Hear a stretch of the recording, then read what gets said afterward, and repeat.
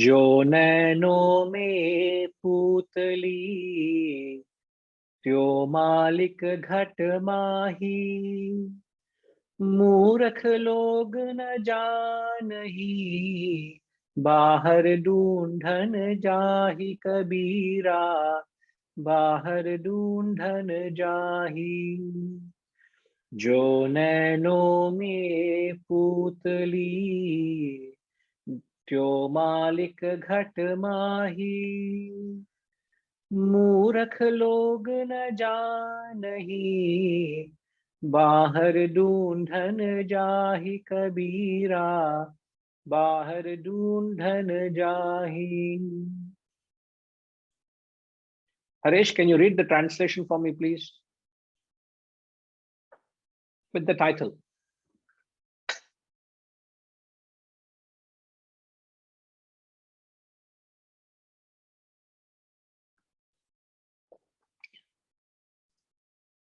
Please try now. Yeah. Hariom Guruji. Hariom. Okay, Guruji, like the pupil in the eye, like the pupil in the eyes, the Lord resides inside. Ignorant do not know this fact, they reach him outside.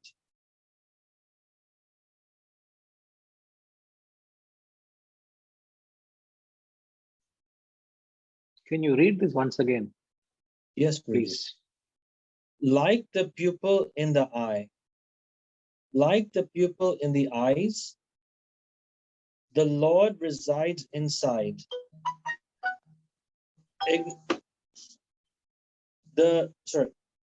Ignorant do not know this fact, they reach him outside. So what's the message here?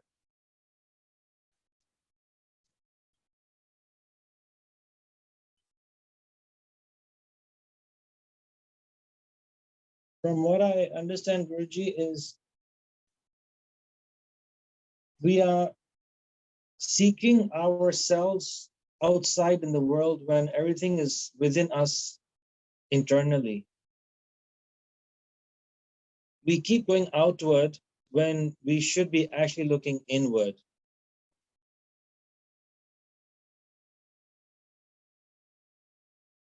That's my understanding, Guruji, in a gist of it. All right. You're not wrong. You're not wrong. Yes. Thank you, Harish. Thank you, Guruji. Yeah.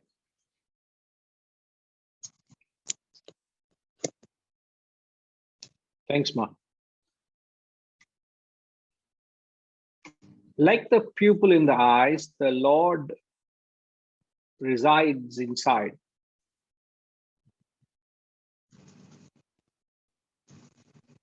So he's, it's such a familiar concept.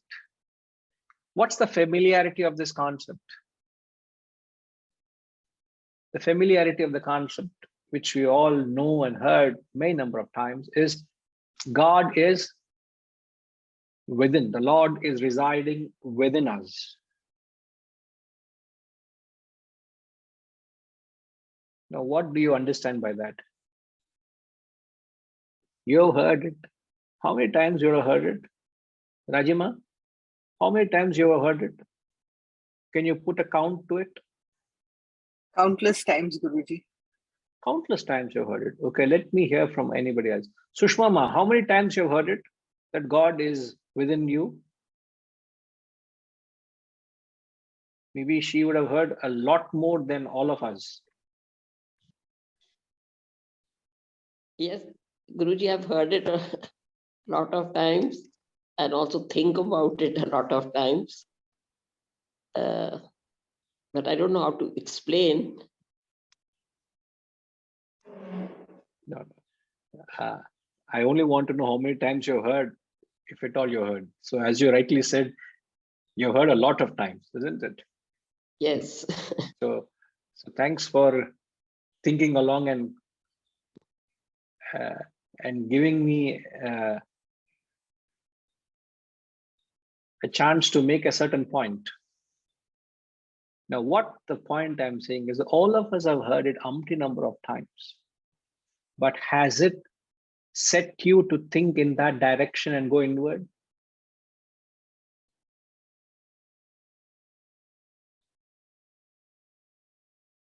So it's not the familiarity of the knowledge. It is not the acquaintance of something which you have not known. You're very, very acquainted with it. I'm well acquainted with this idea. I've heard it. It's something familiar. But maybe you say, oh, Kabirji puts it very beautifully. Beautifully, I never thought that he's comparing the God within, like the pupil in the eye. It's within me. In fact, maybe he's taken a feather from the Keno Upanishad, where he says, where is God? He says, called eye of the eye. Chakshushash chakshuhu. Rathimuchya dhiraha.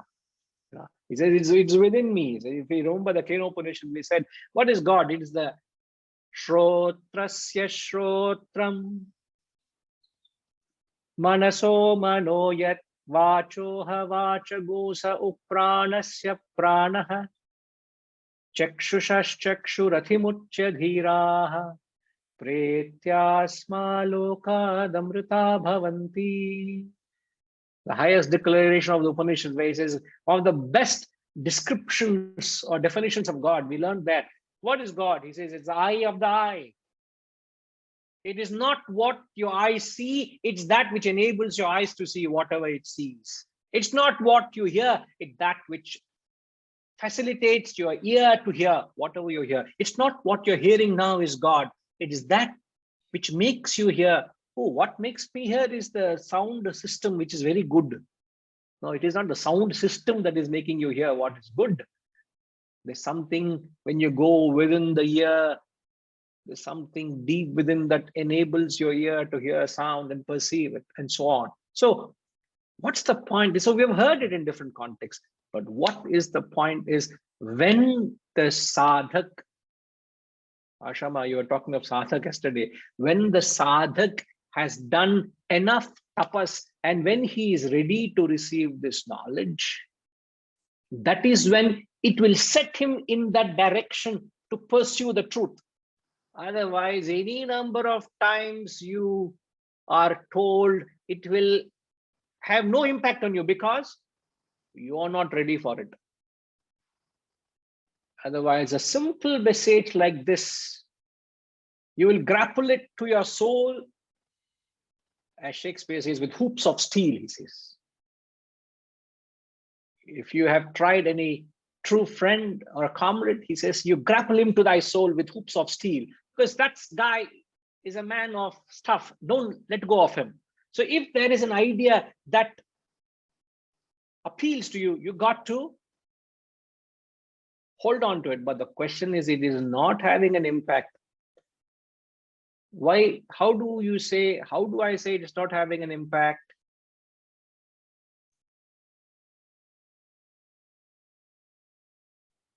Because we are still continuing to search for God. Where? In somewhere other than where it should be, which is within us. Where you're searching, that you have to know. Because you're searching, I'm not searching. How can I tell for you where you're searching? You go to a temple, you go to a church, you go to a mosque, you go to a pilgrimage, you take a spiritual pilgrimage outward. You want to go to wherever in the hope of attuning to God. Yes, Sushmama.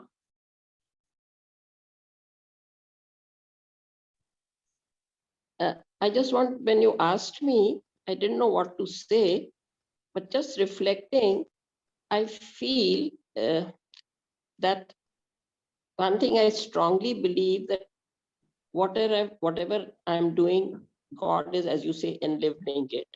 And then I feel if I do a good turn, if I've done something good for somebody, the immediate thought which now comes to my mind is, I say, thank you, God, for putting this thought in my mind that I'm able to. Maybe 20 years ago, the thought never used to come like that.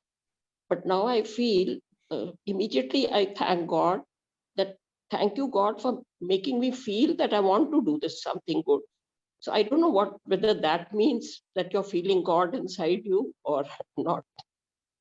So I want your clarification from you. It is indeed, it's indeed a step in this direction, as what Kabirji is saying, that rather than getting carried away with objectification of God. So today, what's happening in religion, all religions, is they have objectified God. I'm not saying it is wrong. No, everyone, that's a step forward. That's a step towards this ultimate state where you search for God within. But before you go within, everybody is objectifying. But when you are able to relate to refinement of your inner self, when you're able to entertain a pure or a chaste emotion or a noble thought, you're able to find divinity in that. So you're obviously going subjective than an act of objective, which is not external but internal. So I think it's a step into that right direction where ultimately you see God beyond all this, which is what exactly Kena Upanishad is saying, it is that which makes you see, it's that which makes you feel, is that which makes you think. But God doesn't think, God doesn't feel, God doesn't act. That's the next step I said. The ultimate step is God has got nothing to do with what you act, feel, or think, but it enables you to act, feel, and think. That's the step, the ultimate step where you go inward and say, that is God, and I am that. Aham Brahmasmi, I am that truth. So you are in the right direction. Who am I to say that? You experience, and your conscience is so clear and profound that it comforts you. So you have the assurance of the Gurus, ma.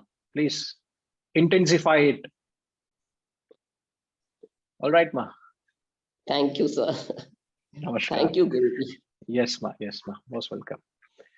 Now, Kashish, are you there?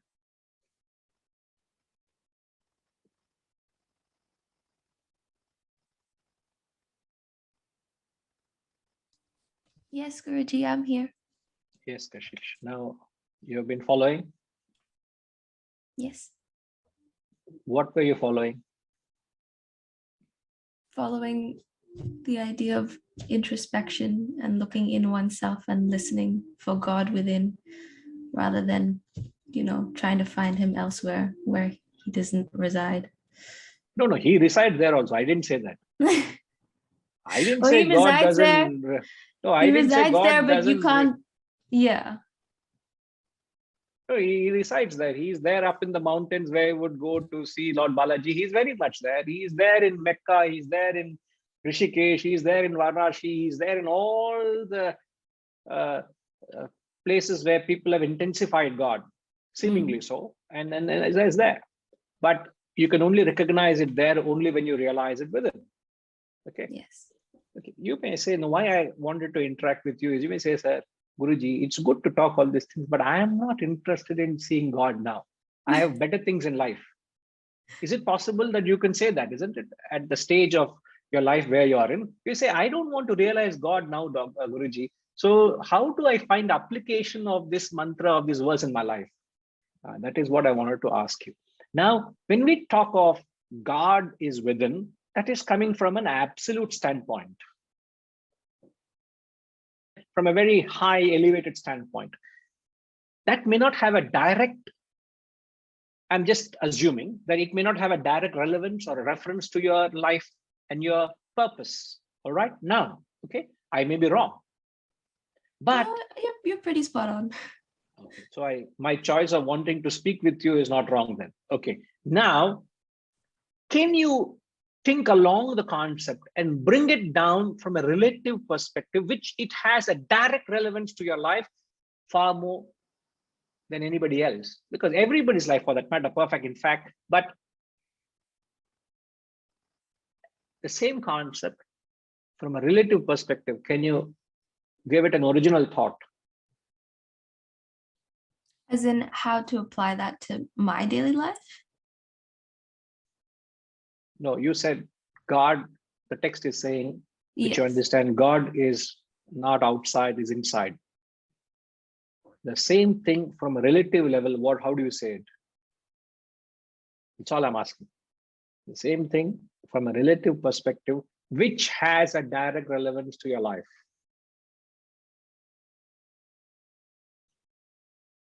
I would say learn to trust your intuition and like get into the habit of like meditating and weeding out the excess thoughts, like the thoughts that other ideas or external influences have, affected you, and just try to listen to organically the thoughts and wisdom that's coming up inside you. That would be my interpretation. I wouldn't differ with you at all, but I would still encourage everyone to think along the question of the lines I'm asking. The question I'm asking is, how would you apply the same concept that God is within and not outside from a relative perspective?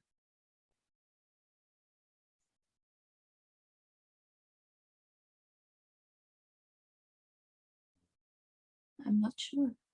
No, I appreciate that, and I respect your point of view, but I'm just trying to facilitate that line of thought. Okay.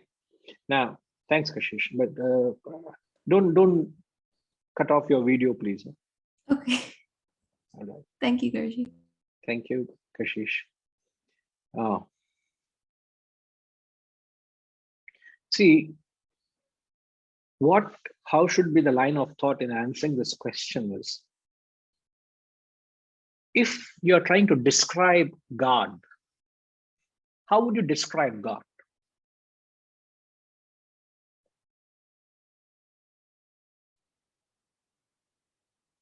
Reddy Garu, what is your understanding of description of God? Somebody asks, what is God? What is your understanding?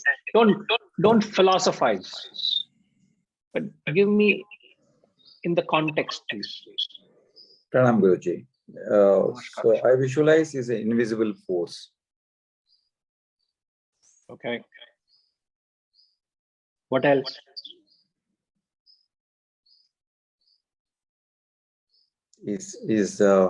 God is something like we talk about Rakshak, when you are real in challenging times and to save you out from the challenges is a one way where you take a shelter. He's a protector. Protector. Okay. That's what Okay. comes to my mind.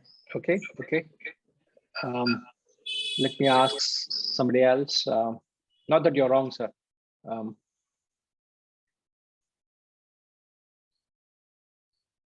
Whom should I ask? Who is this Dhanya? I'm seeing for the first time. Are you there?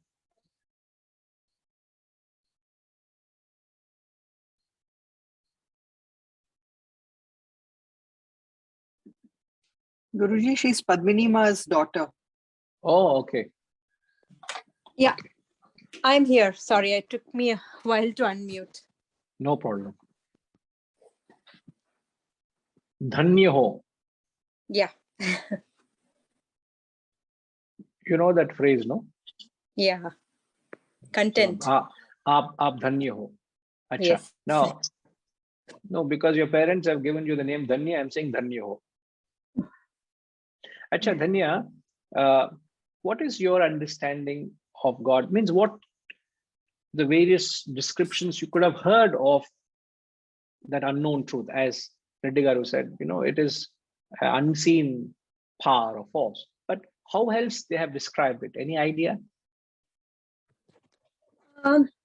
The supreme, I mean, the force, there's something that you cannot explain, but is there, who's driving your life and everything that happens around you. There is a purpose, and probably you don't know it, but you attribute it to some power that is driving you, whether it's getting up, going to work, or whatever you're doing, something that is driving you.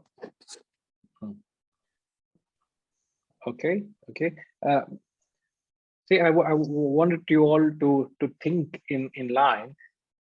but I can understand where you're coming from. See, God is often said to be infinite love, isn't it? He's a personification of love. I'm saying these are descriptions. I'm not saying it's necessarily right or wrong. I'm just saying these are descriptions. They say God is infinite love, infinite mercy. In fact, to become God is to reach that state of infinite happiness. Now, if we take this concept of happiness, if realizing the state of Godhood is to reach that state of infinite happiness, the relative state of life which you are seeking is, what is it that you're seeking in life? Everything in life is to seek happiness, sukham, isn't it? Right. No, where are you searching for sukham? In our day-to-day life. No, Danya.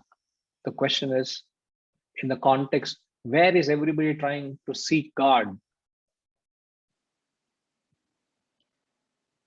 Kabirji is saying everybody is trying to see God in the outside, but he says God is like the pupil in the eye, it's within you. Now I'm bringing the same concept to a relative level. All of us in life are seeking happiness, which is nothing but absolute happiness is God realization. So the same thing, tapering it down, which has a relevance to my life. All my life, every action, I'm seeking happiness in the outside world. But the text can be taken as an application in our lives and understand happiness is not in the world outside. It's not in the things and beings. Happiness resides within me. So this, are you able to follow the line of thought? Yeah. So if you take the same concept at a relative level, this becomes a practice and that becomes a state. So by looking at, if I search for happiness within me, there's a greater chance of finding it than me searching it elsewhere, outside, where it isn't. Now intensify the same thing. God is within me. God is not outside. So one is a path, another is a state. One is the cause, other is the effect. You get it, what I'm saying? Yeah. So to the extent I am peaceful and happy and contented, it's all within me. It's not outside. I will never be peaceful and happy by setting right external factors. You could have a very your team is not cooperating with you, or you have a very difficult boss, or you have a very demanding domestic work balance. It's not because of those factors you have lost peace. It's because if you can find peace within you, and when that intensifies, you will evolve spiritually. Right. So that's the connect I wanted to. Thank you, Ma. Yeah. Right. I hope you all are following the line of thought.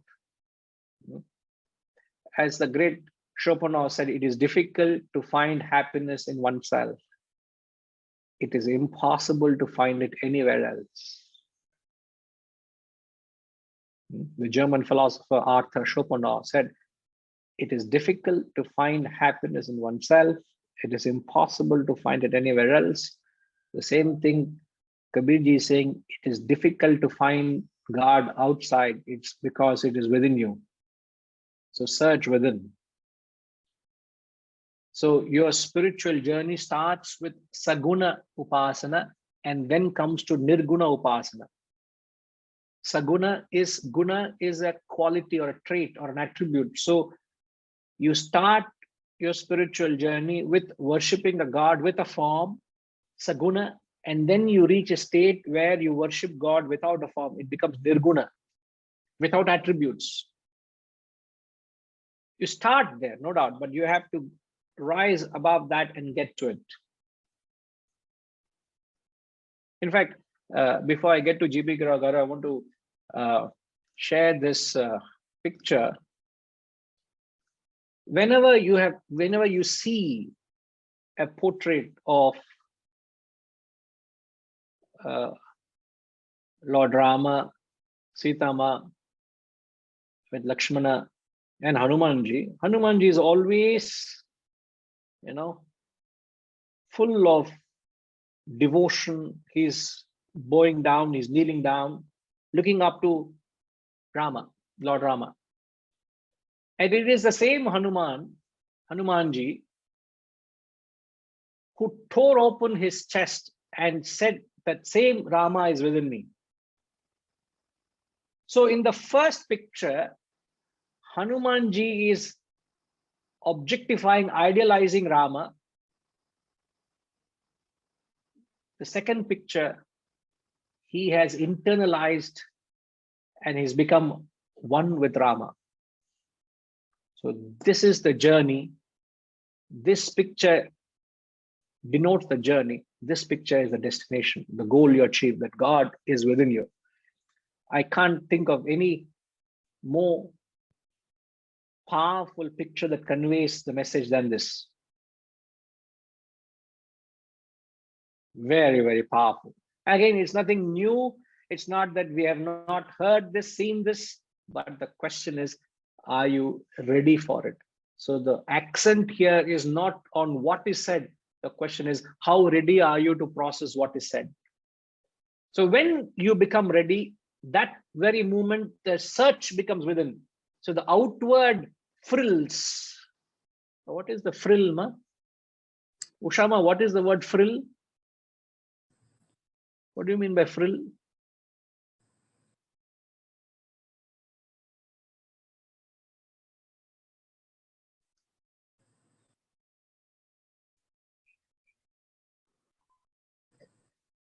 It is the embellishments which we carry or which we. Now, please define spiritual frills. Spiritual frills are all internalizing your manana, your spiritual frills, according to the worldly, this thing is your rituals, your practices, and I mean the amount of importance which is given to all those outside. So when the spiritual frills go, the spiritual frills should drop off. That is when your journey goes inward. How elaborate are your ritualistic practices is the question. Yeah. Yes. Again, it's to your requirement, but there has to be that proportion. And how attached you are to those, I mean, to those ritualistic practices. When you are attached, somebody else will come and cut the frills. Yes. That is when the Guru will come and cut the frills. Correct, Dana? Very true. I'm missing Sanjay. Remove the tuft. Like removing the tuft the Pujari does, the Guru also will cut the frills here. Too many frills. Right. Thank you, ma. Yeah, JB Kirao Garu. Chapan sir. Jai Gurudev. Namaskar ji. Namaskar. Namaskar. Namaskar, sir. So God is within me. That is the knowledge which it gives. That's why the God is Mahan Ananta Gnana Sagar. He is a Gnana Sagar.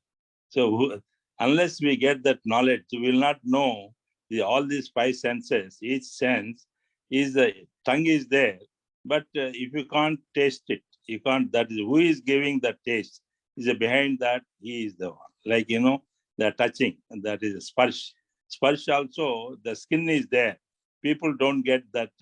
Sometimes the diabetes people or some sort of old age, they don't get. That means that is who is behind that. That is like that. Even when you are taking aha, that is a feeling. People say that it is going. It is not me. It's taking. It is Bhagwan. That is Arpana. That is everything. That level. What I extend to this, because of the Gnan, you get Shakti. Because of Gnan Shakti, you get Aishwarya. That means Mahan Anantamana Gnana Sagar, Mahan Anantamana Shakti Sagar, Mahan Ananta Aishwarya Sagar. That means that is Gnan means Brahma, Shakti means that Parvati or Shiva, then Aishwarya means Lakshmi and Vishnu. Like that, one after other, the way we get it, that is the fourth is Mahananta Gnana Sagar, Shakti Sagar, Aishwarya Sagar, Sukha Sagar, Santosh Sagar.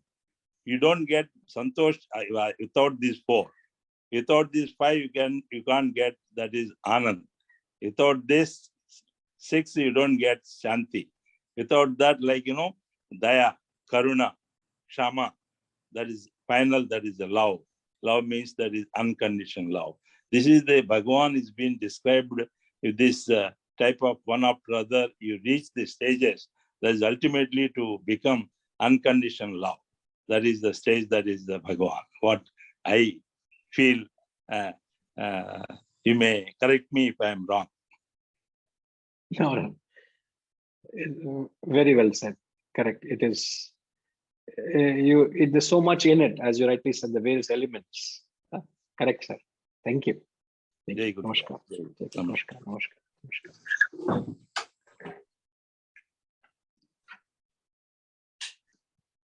Hmm.